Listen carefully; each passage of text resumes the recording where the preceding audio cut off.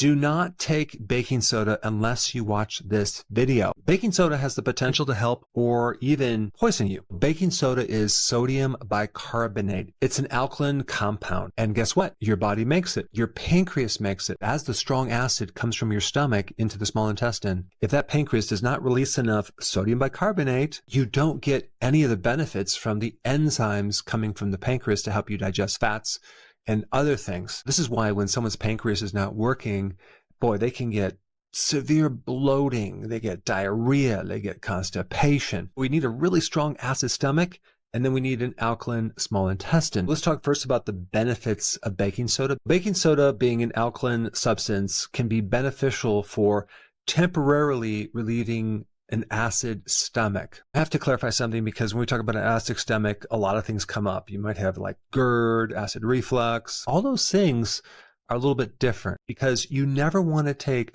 baking soda when you have indigestion. Indigestion is like this backup of food that just you feel like your stomach is like cramping. That is a classic low acid or a lack of acid situation. So of course, adding more baking soda is just going to go from bad to worse. Anytime you have indigestion, you need to take either apple cider vinegar or something called betaine hydrochloride.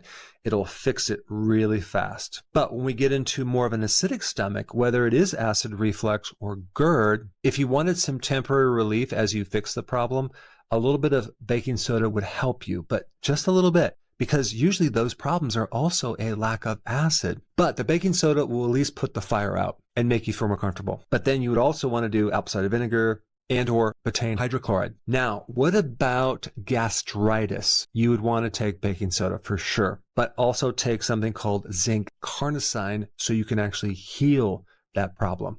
But you just need to understand that the normal pH of the stomach is between 1 and 3. That is like battery acid. And just don't get in the habit of taking baking soda for a long period of time, because you're going to neutralize your stomach acids. And now you're going to end up with an inability to digest protein, the inability to absorb B12, an inability to absorb minerals, and also you're not going to be able to kill off any type of microbes or pathogens that might be in your food. Now, if you take baking soda for a long time, chronically, is there really a chance of your blood becoming too alkaline? And the answer is probably not, because the effect that baking soda has on our bodies is very temporary. If your body is too alkaline, you're going to have some issues with your muscles because of how that affects the electrolytes. Another really good benefit of baking soda is to help to neutralize the acid in your mouth from the bacteria that is forming these little biofilm tartar plaquing situations. So baking soda could be one of the ingredients in your toothpaste, and I actually show you how to make that. I will put that link down below. But ultimately, you got to get the sugar out of the diet, because sugar is what's making that acid. Another benefit of baking soda is to relieve itching from a kidney problem.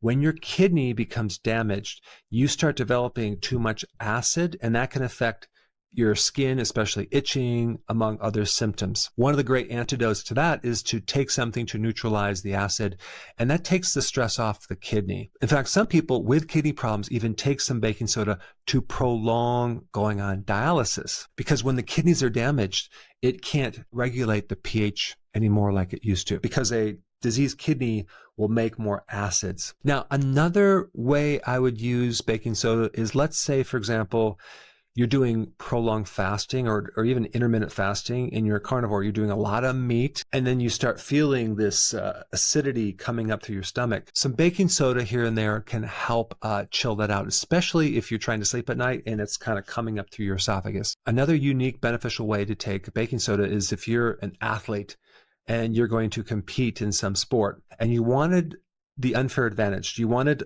to be able to do more reps. You wanted to go a little longer. You want a little better performance and less lactic acid buildup, which can actually stop you from using your muscles, especially with high intensity type activities. Because if you take all of it at once and feel nauseous, we want to avoid that. If you really want to know how much you should take, it's 0.2 grams per kilogram of weight. Another benefit of baking soda is to help prevent kidney stones.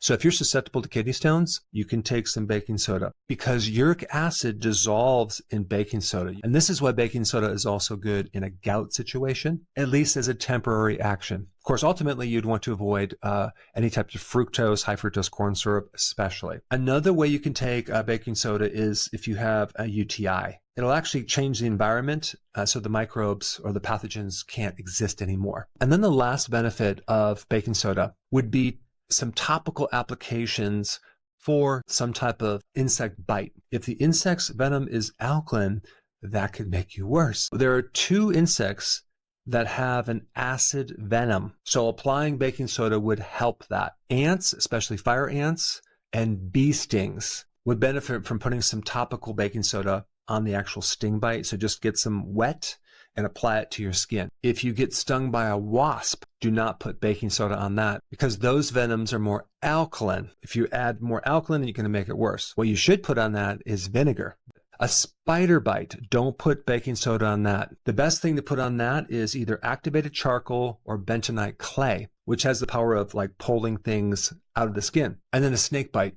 The best antidote for that is something called milk thistle. And as a side note, baking soda is also really good for insects, especially cockroaches, because if you add sugar with baking soda and you leave it out for the cockroaches, they'll eat it. Then from the chemical reaction, you'll get carbon dioxide and their digestive systems will rupture and they will die. Okay, so that would be a natural way to get rid of these insects so you don't have these insecticides around your house. The other thing you need to know about baking soda is you never want to take it with vinegar or lemon juice because it's just going to create so much carbon dioxide. Your stomach is going to bloat up with carbon dioxide. Not a good idea. And I think you already know this too. You can open a container of baking soda and keep it in the fridge and it gets rid of the odors. So now that you know a little bit more about this home remedy baking soda, you should check out my apple cider vinegar video right here. Hey, before you leave, I just wanted to give you a little quick history on some of the books that I wrote. This was one of the first books. It's called Dr. Berg Body Shapes. It was my attempt at writing about body types. What was very interesting about this book is I actually did all the images myself. Don't ask me why. They look actually not quite as professional as some of the images that I have in the new book. But anyway, this is my first attempt right here called Dr. Berg's Body Shape Diets. And then I wrote a book more extensive called The 7 Principles of Fat Burning. I don't even have a copy anymore, actually, because it's outdated. The next book, I put about 1,000 hours into this one right here called The New Body Type Guide. Major updates on the body types. I put a lot of energy into this. It has professional images, graphics, all sorts of things. Now, the problem with this book is it doesn't really describe what this is really about. Body types are only a small portion of what's in this book. And that's why I changed the name to the Healthy Keto Plan, okay? If you happen to have this book, you don't really need this book because there's only very, very minor updates. But if you don't have this, you need to get this one right here. This book goes into every single detail that you would ever want to know about. It goes into the 7 principles of fat burning. It goes into hormones, the body types, the basic keto plan. It goes into intermittent fasting. I talk about the 10 fat burning triggers and blockers and fat burning strategies with a lot of details in every single chapter. I go into body issues that interfere with losing weight. There's very few people that just have a weight problem. They have a lot of body issues, whether it's sleeping problems, stress problems, inflammation, menopause. I cover that extensively in this book. Then I talk about how to get rid of stress, and I show you a technique. Then I get into exercising. And then I have a lot of really good recipes in this book as well. So this is a good reference guide. On my website, if you get this book, you get this one free. It's called Healthy Keto and Intermittent Fasting. This is the shortcut, quick guide to this book. And the reason I created this book is to have you, within 45 minutes, learn how to do keto, okay, in intermittent fasting, exactly what you need to do. Then you can fill in the blanks with this book right here. So right now I'm doing a special. If you get this book, you get this one totally free, or you can go to Amazon and get these individually. So I just want to clarify the difference between this book and this updated one right here. If you don't have this, you need to get this right here. That way you can get the exact correct information to do it healthily.